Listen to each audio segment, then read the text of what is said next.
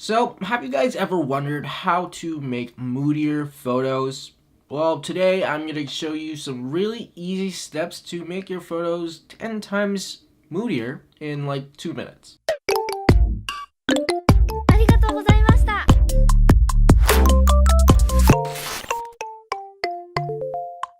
If you guys are new here, my name is David Lee, content creator, photo, video, trying to help you guys get better at visual content. Today we're going to be talking about making your photos moodier, and that could mean a lot of things, but we're really going to focus on the editing aspect of it and kind of working around the colors, the contrast, the lighting to make your photos a lot more moody if that's what you're going for as far as the look, the editing, the style. And it's going to be some really simple steps, so we're not going to go like super in depth about like color brushing and you know, a bunch of different things that you can do to make it 100 times more moody, but we're just going to go on brush the surface and kind of go with the simple Lightroom editing of how you can make your photos a bit more moody if that's what you're going for. So it's just to brush the surface, get you started, because honestly I think that if you want to make it a lot more moody, you just need the foundation, and then you go in and you add your own little twist to it. So I don't want to like control your entire photo, but I just want to give you that foundation, that start, that little push to kind of go in and make your photo a lot more moody. And you know, this is like perfect for like Instagram feeds and whatnot. Now if you just like stay consistent with the style, it would look great for an Instagram page.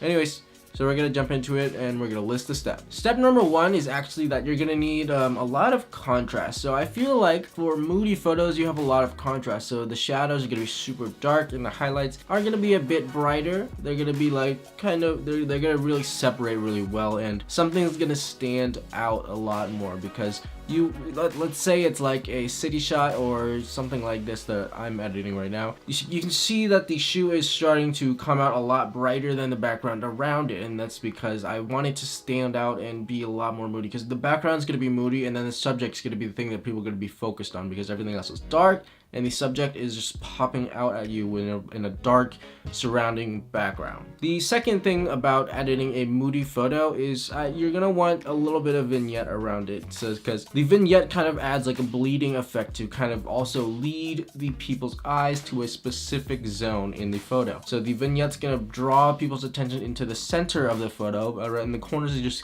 you know, blackening out and fading into the photo, which is a cool effect that I don't normally use for my photos. But if I'm trying to go for a moody look, I'm definitely going to use something like this. I also added color isolation. Now this can do a lot for a photo. If you watch my how to edit like Alan Palander video, you can see that I did a lot of color isolation and it created such a moody vibe, because Alan Palander's vibe is really moody, and it's because the color isolation, the darkness, the contrast, the different ways he uses his colors and his lighting, that he makes a really moody vibe. So the color isolation, I threw that in there because I feel like if I took out the color and made the focus on one thing, it would be a lot more moody. One way you can control that is going through specific colors, adding a split tone to it, or you can actually control the temperature. Now depending on the shot itself, if it's like buildings and city, you can honestly use the temperature and go like all the way to the orange, all the way to the blues, depending on what color you're trying to go for, because some people do that to make it a lot more moody, and honestly sometimes it works, but that's not my way of doing things. If you want to do it that way, you can definitely do it that way. It's up to you. Honestly, I think that's all you need to make a moody photo. So you throw up the highlights a little bit, throw down the shadows, throw down the blacks, throw up the whites slightly, you know, play around with your curves a little bit, throw up the contrast, throw up the clarity. The clarity is something that really works on moody photos because it adds such a sharp look and kind of like punches you in the face with intensity, and the intensity is going to add to the mood, and it just makes for a great picture. But thanks for watching, guys. I hope you guys enjoyed this video, this quick video for you guys of trying to brush the surface of making a moodier photo. Make sure you guys hit that subscribe button if you aren't already subscribed, and I'll catch you guys in the next video. Thanks so much. Stay awesome. Have an amazing day, night, morning, wherever you're watching from, and I'll see you then. Peace.